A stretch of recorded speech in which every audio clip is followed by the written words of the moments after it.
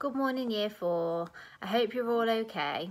I can't really believe that we're in lockdown again and we're doing this online learning again. But whilst we are, I will be putting work on every day for you on Seesaw. I know so many of you were so excited that we started our Harry Potter topic at school yesterday. So I did want to read you, and I will do each day a little bit out of our Harry Potter book. So we'll start today.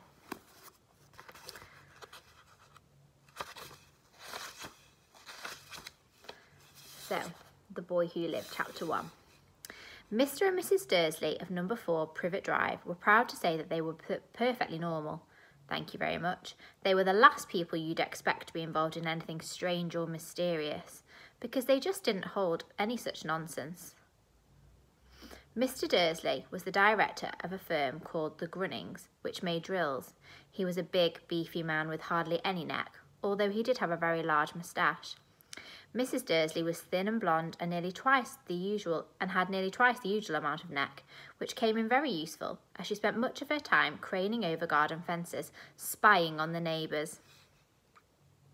The Dursleys had a small son called Dudley, and their opinion was that there was no finer boy anywhere. The Dursleys had everything they wanted, but they also had a secret, and their greatest fear was that someone would discover it. They didn't think they could bear it if anyone found out about the Potters. Mrs. Potter was Mrs. Dursley's sister, but they hadn't met for several years. In fact, Mrs. Dursley pretended she didn't have a sister, because her sister was her good-for-nothing husband, and her sister and her good-for-nothing husband were the un-Dursley-ish as it was possible. The Dursleys shuddered to think what the neighbours would say if the Potters arrived in the street. The Dursleys knew that the Potters had a small son too, but they'd never seen him. The boy was another good reason for keeping the Potters away. They didn't want Dudley mixing with their child like that. When Mr. and Mrs. Dursley woke up on the dull grey Tuesday, our story starts. There was nothing about the cloudy sky outside to suggest a strange, mysterious things would happen all over the country. Mr. Dursley hummed as he picked out his boring tie for work, and Mrs. Dursley gossiped away happily as she wrestled a screaming Dudley into his high chair.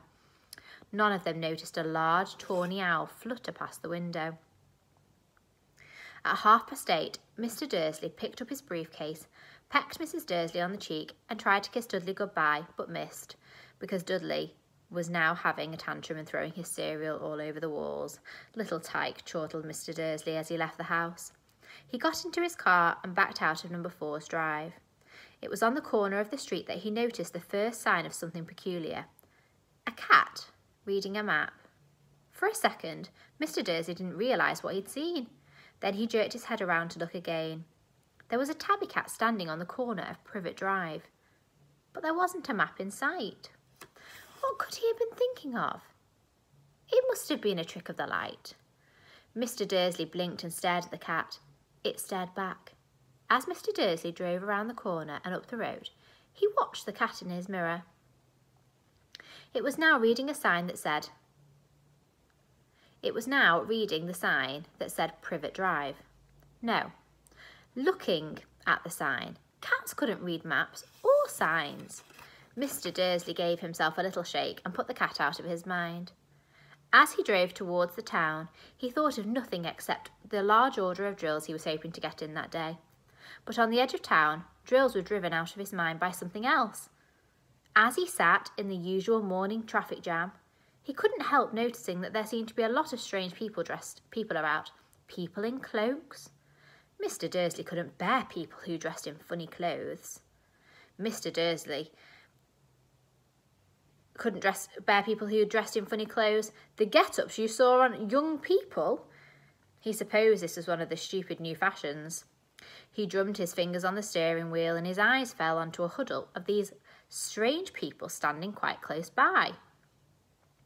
They were whispering excitedly together. Mr. Dursley was enraged to see that a couple of them weren't young at all. Why, that man had to be older than he was. And wearing an emerald green cloak. The nerve of him! And then it struck Mr. Dursley that this was probably just a silly stunt. These people were obviously collecting for something. Yes, that would be it. The traffic moved on, and a few minutes later Mr. Dursley arrived at Grunnings car park. his mind back on the drills. Mr. Dursley always sat with his back to the window in his office on the 9th floor. If he hadn't, he might have found it hard to concentrate on drills that morning. He didn't see the owl sweeping past in broad daylight. Though people down in the street did, they pointed and gazed open-mouthed as an owl after owl sped overhead. Most of them had never seen an owl, even at night time. Mr. Dursley, however, had a perfectly normal, owl-free morning. He yelled at 5 different people. He made several important phone calls and shouted a bit more. He was in a very good mood until lunchtime, when he thought he'd stretch his legs and walk across the road to buy himself a bun from the baker's opposite. He'd forgotten all about the people in cloaks until he passed a group of them next to the baker's. He eyed them angrily as he passed. He didn't know why, but they made him uneasy. This lot were whispering excitedly too, and he couldn't see a single collecting tin. It was on his way back past them, clutching a large doughnut in his bag, that he caught a few words of what they were saying. The Potters, that's right, that's what I heard. Yes, their son Harry. Mr. Dursley stopped dead. Fear flooded him. He looked back at the whispers as if he wanted to say something to them. He thought better of it. He dashed back across the street, hurried up to his office, snapped at his secretary for to not disturb him, seized his telephone and almost finished dialing his home number when he changed his mind. He put the receiver back down. He stroked his moustache, thinking, no, he was being silly. Potter wasn't really an unusual name. He was sure there were lots of people called Potter who had a son called Harry. Come on, think of it. He wasn't even sure his nephew was called Harry. He'd never even seen the boy. It might have been Harvey or Harold. There was no point in worrying Mrs. Dursley. She always got upset at any mention of her sister. He didn't blame her, if he'd a sister like that. But all the same, those people in cloaks. He found it a lot harder to concentrate on drills that afternoon, and when he left the building at 5 o'clock, he was still so worried that he walked straight into someone just outside the door. Sorry, he grunted, as the tiny old man stumbled and almost fell. It was a few seconds before Mr. Dursley realised that the man was wearing a violet cloak. He didn't seem at all upset at being almost knocked to the ground. On the contrary, his face split into a wide smile, and he said in a squeaky voice that made the passers-by stare, "Don't be sorry, my dear sir, for nothing could upset me today. Rejoice, for you know who has gone at last. Even muggles like yourself should be celebrating this happy, happy day." The old man hugged Mr. Dursley around the middle and walked off. Mr. Dursley stood rooted to the spot. He'd been hugged by a complete stranger. He also thought he'd been called a muggle. What is that?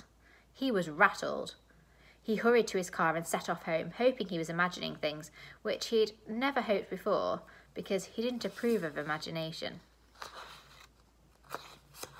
As he pulled onto the driveway of number 4, the first thing he saw, and he didn't improve his mood much, was the tabby cat he spotted this morning. It was now sitting on his garden wall. He was sure it was the same one. It had the same markings around its eyes. "Shoo!" said Mr. Dursley loudly. The cat didn't move. It just gave him a stern look. Was this a normal cat behaviour? Mr. Dursley wondered. Trying to pull himself together, he let himself into the house. He was still determined not to mention anything to his wife. Mrs. Dursley had a nice day. Normal day, she told him over dinner, all about the next door's problems with the daughter and how Dudley had learnt a new word, shan't. Mr. Dursley tried to act normally. When Dudley had been put to bed, he went to the living room to catch up on the last report of the evening news. And finally, bird watchers everywhere have reported that the nation's owls have been behaving very unusually today. Although owls normally hunt at night and are hardly ever seen in the daylight, there have been hundreds of sightings of these birds flying in every direction since sunrise. Experts are unable to explain why the owls have suddenly changed their sleeping pattern. The newsreader allowed himself a grin. Most mysterious.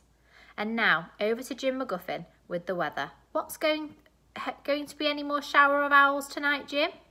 Well, Ted, said the weatherman, I don't know about that, but it's not the owls that have been just the owls that have been acting oddly today.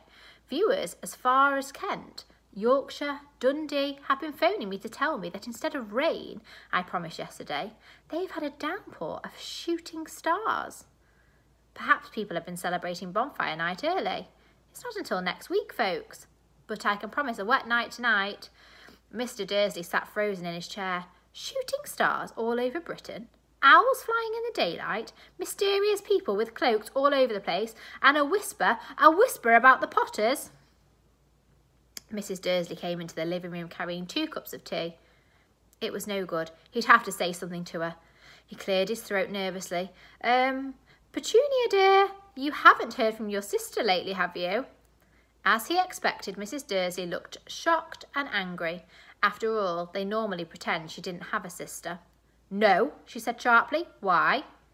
Funny stuff on the news, Mr. Dursley mumbled. Owls, shooting stars, and there were a lot of funny people in town today. So? Snapped Mrs. Dursley. Well, I just thought maybe it was something to do with, her lot. Mrs. Dursley sipped her tea through her pursed lips. Mr. Dursley wondered whether he dared tell her that he'd heard the name Potter. He decided he didn't dare. Instead, he said as casually as he could, their son. He'd be about Dudley's age now, wouldn't he? I suppose so, said Mrs. Dursley stiffly. What's his name again? Howard, isn't it? Harry? Nasty common name if you ask me. Oh yes, said Mrs. Dursley, his heart sinking horribly. Yes, I quite agree. He didn't say another word on the subject, and as they went to bed upstairs, while Mrs. Dursley was in the bathroom, Mr. Dursley crept to the bedroom window, peered out onto the front garden. The cat was still there. It was staring down Privet Drive as though waiting for something. Was he imagining things?